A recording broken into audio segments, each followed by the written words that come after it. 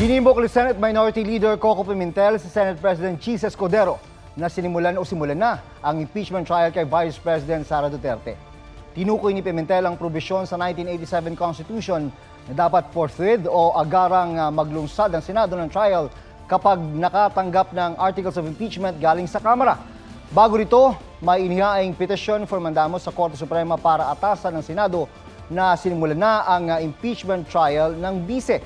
Inatasan na ng SC ang Senado na magkomento sa loob ng 10 araw.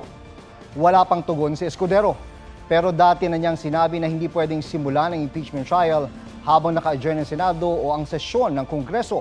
Dumulog naman sa Korte Suprema ang ilang kaalyado ng pamilya Duterte para isantabi ang naging impeachment complaint at pigilan ang impeachment trial. Anila, hindi nasunod ng Kamara ang tamang proseso. Tinawag ni House Secretary General Reginald Velasco na moot o wala nang saysay ang petisyon.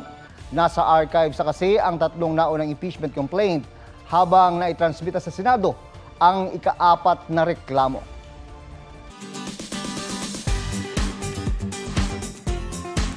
Historic ang naging pagsilang ng pinakabagong Philippine eaglet ng isang bird breeding sanctuary.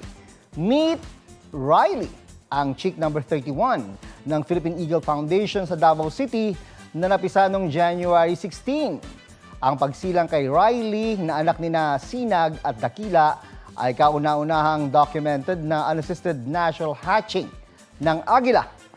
Excited ding ibinalita ng foundation na patuloy na lumalakas si Riley at nakatakdang ilipat sa mas malaking pugad bukas. Huwag magpahuli sa mga balitang dapat niyong malaman.